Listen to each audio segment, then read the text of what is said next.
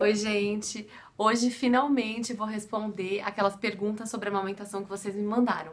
No final eu acabei me atrasando porque a gente foi viajar, então não deu tempo de eu gravar, mas agora eu vou gravar pra vocês. Eu anotei tudo, todas as perguntas, vou tentar responder todo mundo, espero que eu consiga. Então, gente, uma coisa importante que eu queria dizer pra vocês é que não existem verdades absolutas em assunto nenhum. Em amamentação é um assunto muito delicado para muitas mulheres. Eu não tô julgando ninguém, absolutamente longe de mim, eu jamais faria isso. Eu respeito todo mundo, todas as opiniões. Tudo que eu vou dizer é a minha experiência, é o que eu vivi amamentando os meus gêmeos. Então, gente, desde que eu fiquei grávida, eu sempre quis muito amamentar. Sempre era um sonho, assim, um objetivo, eu tinha esse foco. E quando eu descobri que eram dois, aí eu balancei. Foi uma coisa assim que eu fiquei pensando: será que eu vou conseguir? Será que é possível amamentar gêmeos? E muitas pessoas, a maioria, assim, duvidava de mim, dizia: olha, pode comprar as mamadeiras, pode comprar as fórmulas, se conforma que você não vai conseguir amamentar só no peito, assim, você vai conseguir complementar e tudo, mas amamentar exclusivamente, esquece. Mas assim, lá no fundinho eu sabia que eu tinha que tentar. Eu tinha que tentar. Se eu não conseguisse, ok. Eu ia aceitar se eu não conseguisse amamentar, mas eu queria tentar. Isso era muito importante pra mim. Quando eu fui fazer o enxoval, eu comprei uma madeira, bomba, tudo que fosse, pensando que eu tivesse que dar a fórmula e complementar com o meu peito. Mas, graças a Deus, tudo aconteceu de uma maneira surpreendentemente positiva e meu sonho se realizou. Eu consegui amamentar meus geminhos, meus gordinhos, 6 meses exclusivamente e sem mamadeira, sem complemento, sem nada, indo contra todas as opiniões que diziam que eu não ia conseguir, né? E eles ganhavam peso muito bem, então em nenhum momento o pediatra questionou isso ou pediu para que eu complementasse, nem nada. Então, eu queria dividir um pouquinho com vocês essa experiência minha com a amamentação. Então, eu vou tentar responder para vocês as perguntas. E eu até anotei aqui, ó, no caderninho, né? Eu sou muito antiquada aqui, né? Eu anoto tudo aqui, ó, todas as perguntas e eu vou tentar responder, né? Então, uma coisa que sempre me perguntam é com relação ao tempo da mamada. Se eu contava de 3 em 3 horas ou fazia em livre demanda. Eu, particularmente, decidi fazer em livre demanda. Eu amamentava os gordinhos quando eles queriam. Então, se eles tinham fome, eles mamavam. Aonde quer que eu estivesse. Se eu estivesse na rua, eu não saía muito, viu, gente? Até hoje eu não saio muito, é difícil sair com os dois. E por eu não ter tido babá até hoje, é difícil, a logística é muito difícil. Então eu saio com meu marido, mas aonde eles tinham fome, eu amamentava. Então foi livre demanda, sem contar no relógio. Até o tempo da mamada que me perguntam, eu não contava no relógio. A hora que eles estavam satisfeitos, paravam de mamar, eu parava. Eu não ficava com essa neura, eles têm que mamar 15 minutos, eles têm que mamar 30 minutos. Não, o tempo que eles se satisfaziam era o tempo que eles mamavam. Eles me davam esse indicativo, paravam de mamar. A maioria das vezes eles dormiam quando eles eram pequenininhos, até hoje eles caem no sono. Mas eles paravam de mamar, pra mim era então, tá bom, eles estão satisfeitos, não vou ficar pensando sobre isso. Não vou pensar que tem pouco leite, não vou pensar que. Nada, sem neuras, assim. Eles paravam de mamar, era o tempo, variava muito.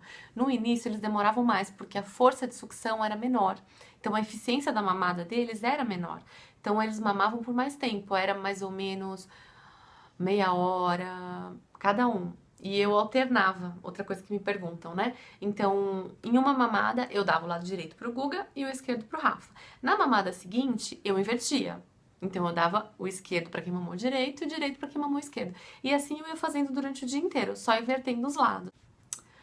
Outra coisa que me perguntam é à noite, no começo, quando eles eram recém-nascidos. Eles mamavam muito, gente. Muito, muito, muito.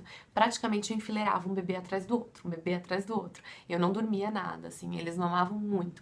E no começo, eu acredito que esse hábito também foi um pouco pela história. Eles nasceram com menos de 3 quilos, nasceram com 2.700 e 2.500.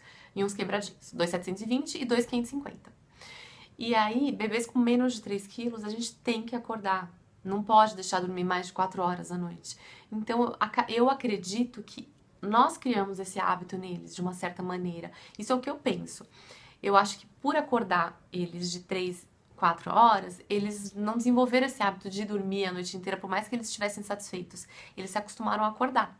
Então, eles acordavam de 3 em 3 horas ou menos, religiosamente, sempre. Até uns 4, 5 meses.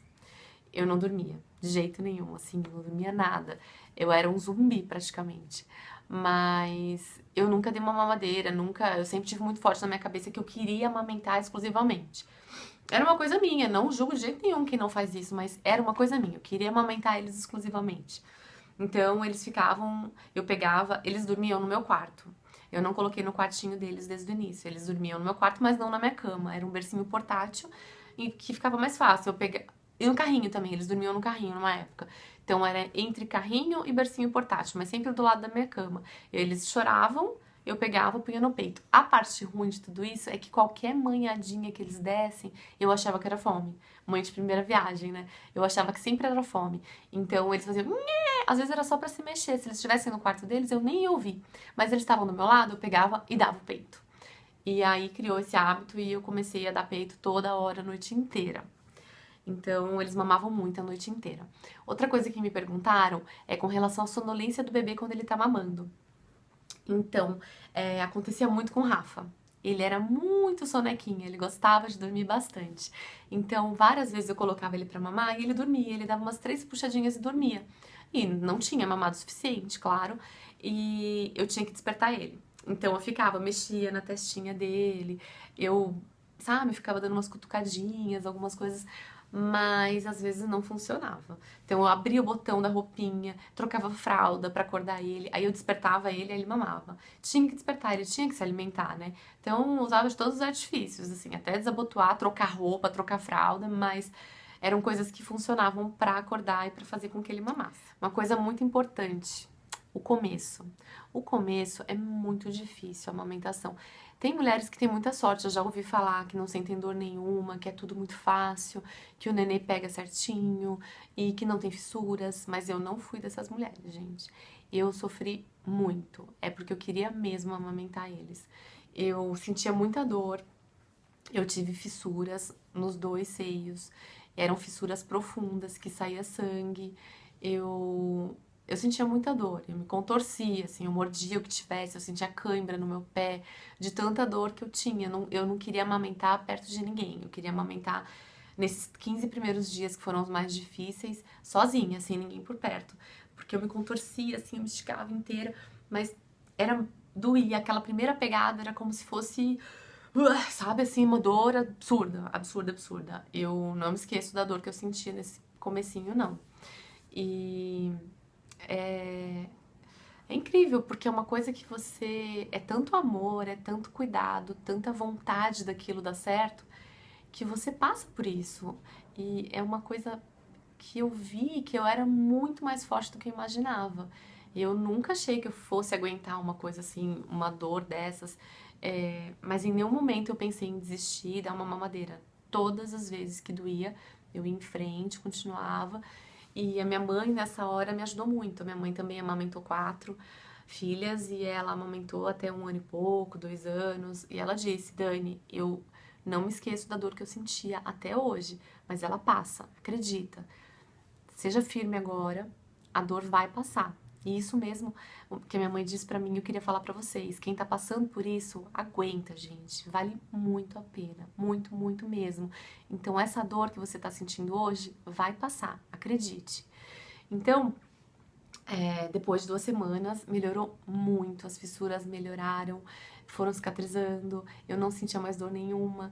E aquele momento que eu tanto sonhava de amor e de mágico, chegou. Apesar do cansaço, a falta de sono, a dor foi embora. E aí é só uma troca mágica entre você e seu bebê, é um momento único que vale muito a pena insistir nisso, tá? E uma coisa, ó, vou dizer pra vocês o que me ajudou nesse momento das fissuras. Então, eu usava uma pomada que ajudou muito, é uma pomada de lanolina. Eu vou mostrar pra vocês essa pomada aqui, ó. Essa pomada aqui, ela é de lanolina pura, 100%, não faz mal pro bebê. Você pode passar no bico do seio que tá machucado e ele mama em seguida, não tem problema. Ela não é tóxica, não é nada, é 100% natural, 100% lanolina. Além dessa pomada, outra coisa que eu usei foram aquelas conchas duras. Não é aquela concha de amamentar de silicone, aquela eu não usei. Eles mamavam direto no meu seio. Uma que eu usei era uma que para usar no intervalo, para arejar, para não deixar o sutiã ou o absorvente grudar no peito. Então é uma que é dura, parece o bico do peito da Madonna, assim, sabe? Fica um negócio duro mesmo. E ela tem uns furinhos, então ela deixa arejar melhor. Eu usei aquela durante 2 dias, ajudou a cicatrizar. Outra coisa que eu fazia era passar o próprio leite materno no mamilo machucado. Então eu tirava um pouquinho do leite, apertava assim, e eu pegava e passava no mamilo. E deixava secar, aí depois eu passava pomada, e então eu punha a concha, e tudo isso, assim, 2 dias melhorou muito quando eu fiz todas essas medidas, né? Ah, bom, pra fissura foi isso que eu usei, a pomada, a concha dura, aquela que tem a furadinha, e também a pomada, a concha dura e o leite materno. Que mais? Eu sempre usava absorvente, porque no começo, absorvente aqui no seio, né? No começo, a produção de leite é muito grande. Muito, muito grande, e porque tá se ajustando ainda a demanda do bebê com a produção de leite. Então a produção é muito grande, o seu seio fica muito grande e vaza mesmo, né? Eu usava esse daqui, é um absorvente. Esse daqui, eu acho que é da marca Lanzinó também, que eu comprei quando eu fiz o enxoval. Mas ó, eu vou mostrar pra vocês. Ele é assim, ó. É um absorvente de algodão. E você coloca dentro do sutiã normal. E ele absorve. Ele não gruda quando você tá machucada também. Quando tá com a pomadinha, você passa isso por cima, não vai grudar, não vai machucar nem nada. Porque a pior coisa quando você tem fissura é quando gruda o machucado no sutiã. Aconteceu isso comigo. E na hora que eu fui tirar o sutiã, machucou tudo de novo. Então você tem que passar a pomada, tem que dar um jeito de não grudar no sutiã. Então, gente, outra coisa que eu queria falar é sobre a descida do leite. Para algumas mulheres é rápido, assim que o nenê nasce, o leite desce, mas no meu caso não, levou 4 dias pro leite descer. Eu tinha só o colostro, para 2 bebês o colostro não sustenta, então no hospital eles medem a glicemia do bebê todos os dias através do sangue, e os gordinhos estavam ficando hipoglicêmicos. Então tava faltando essa nutrição para eles. Eles entraram com um complemento no hospital, no copinho, e não deram mamadeira. As enfermeiras davam um copinho, 30 ml de complemento, e eu morria de medo, porque eu tinha medo de não ter leite, de não conseguir amamentar eles, de nunca ter leite, porque o meu seio não aumentou durante a gravidez. Então eu morria de medo de não ter a produção de leite para eles. Mas eu tentei me manter confiante, dava esse copinho, eles davam esse copinho de 30 ml todos os dias no hospital, a gente ficou 2 dias e meio no hospital, voltamos pra casa, meu leite não tinha descido ainda, então a gente continuou com esse complemento no copinho, e no 4º dia o leite desceu. E eles começaram a rejeitar o copinho. Então eu falei, não, vamos parar, se eles estão rejeitando e eu tô tendo leite, vamos parar com esse copinho e vamos dar só o leite. E aí a minha produção foi aumentando, aumentando, aumentando, e o copinho, depois de 2 dias em casa, a gente já não dava mais e dava só o meu leite. Mas se caso vocês forem como eu, demorar para descer o leite, não se desesperem, não desistam, continuem estimulando. Eu dava antes o peito e depois o complemento, sempre. E isso estimulava, a boquinha do bebê estimula como nada, assim, não tem bomba, não tem nada que estimule como a sucção do bebê, a produção do leite. É a história da demanda e a produção. O peito, ele funciona como uma fabriquinha, não é um depósito de leite. Ele vai produzindo conforme o bebê vai sugando, vai necessitando. Então, a boquinha do bebê é essencial para a descida do leite. Não desistam. Bom, outro assunto que é um pouco polêmico é a alimentação durante a amamentação. Durante o início da amamentação, muita gente falava várias coisas pra mim, assim, muito, muito. Falavam que eu não podia comer chocolate, que eu não podia comer feijão, que eu não podia comer brócoli, couve, arroz, batata, macarrão, tudo, gente, tudo, leite, tudo. Diziam que eu não podia comer porque os nenês iriam ter como. Mas o que eu decidi fazer, mais uma vez, não é verdade absoluta, mas eu decidi fazer foi ter uma alimentação balanceada, sem restrição de alimentos. Eu só cortei um pouco condimentos muito fortes para não alterar mesmo o gosto do leite. Mas a cólica, eu me informei bastante e vi que a cólica é devido à imaturidade do sistema digestivo do bebê.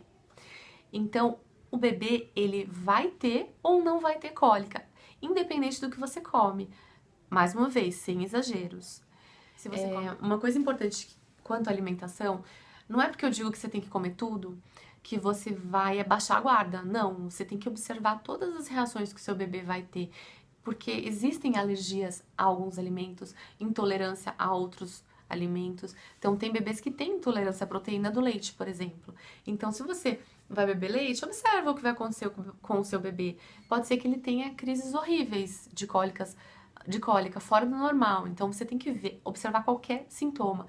Então, se sai sangue nas fezes, se ele não tá evacuando, se tá com muita dor quando você encosta na barriguinha, se ele chora. Então, tudo isso deve ser avaliado, levado ao pediatra para vocês analisarem juntos. Então, não é comer tudo e oba-oba, ignorar tudo, não, gente. É observar as reações dos bebês, do bebê, no caso.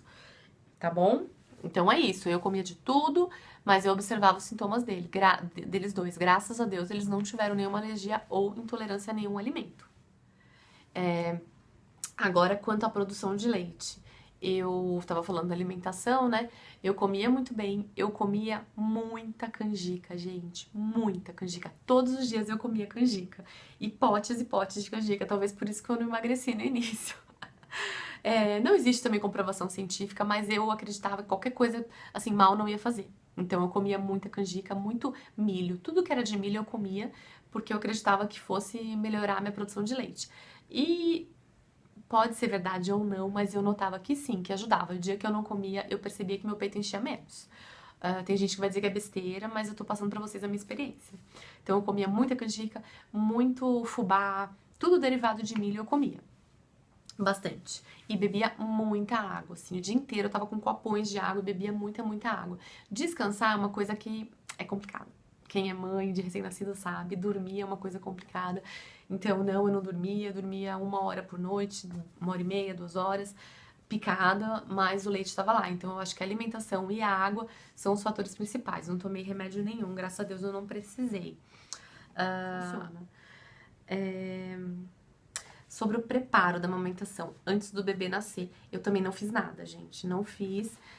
O que eu sei que a minha obstetra sempre me alertava é que não é pra passar bucha no seio, nenhum estímulo mecânico, nada de esfregar os mamilos antes do bebê nascer. Isso de friccionar o mamilo antes do bebê nascer produz um hormônio que pode acelerar o parto, as contrações. Então, gente, não esfreguem bucha antes do bebê nascer.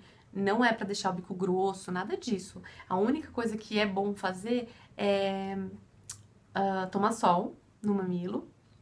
E se não tiver sol ou é difícil de tomar sol, você pode usar uma lâmpada convencional e de um abajur, alguma coisa, 15 minutos por dia, mas eu também não fiz. Então, minha experiência não vale muito sobre isso, né? Outra coisa que perguntam muito é sobre as próteses de silicone, se atrapalha. Eu tenho prótese de silicone e posso dizer pra vocês que não atrapalha, gente, porque se eu amamentei 2 bebês com prótese de silicone, não atrapalha, né? Cada caso é um caso, obviamente, mas eu acho que via de regra não atrapalha. Com o passar do tempo, a produção ela vai se regulando com a demanda do bebê. Então, o seio não precisa mais encher aquele tanto que ele enchia no começo. Então, você vai ter a impressão de que você tá tendo menos leite. E que esse leite não é suficiente pro bebê. Porque cabeça de mãe é uma coisa maluca, né? Então, a gente sempre vai achar que aquele leite não vai ser mais suficiente. Porque o peito não tá mais cheio, mais como no começo. Mas é normal, gente. Até quando eu vou amamentar? Isso é uma coisa que me perguntam.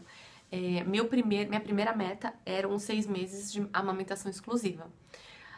Eu consegui, graças a Deus, sou muito orgulhosa por isso, muito feliz, muito agradecida. E aí começou a introdução alimentar, eles comem comidinhas, eles vão fazer 9 meses e continuam mamando no peito, ainda sem complemento. Eu pretendo amamentar os 2 até 1 ano, pelo menos, se eu conseguir parar, né? É muito difícil, gente. A gente se apega a esse negócio de amamentação e começa afetivamente depender disso de uma certa forma, como mãe, sabe? É até meio maluco falar desse jeito, né? Então eu acho que com 1 ano é a minha meta agora, né? Mas também pode passar de um ano, chegar a 2. Vamos ver, eu vou contar pra vocês a hora que chegar. Mas é isso, gente. Eu espero que eu tenha conseguido responder todas as perguntas e ajudado vocês de alguma maneira com um assunto que eu gosto tanto de falar sobre. Eu poderia ficar aqui 3 horas falando sobre amamentação, mas eu tentei ser um pouquinho mais objetiva para responder todo mundo. Se vocês estão gostando do meu canal, estão gostando dos vídeos, se inscrevam para saber sempre das novidades dos vídeos novos e dão um curtir para mim nos vídeos. Um beijo grande e tchau!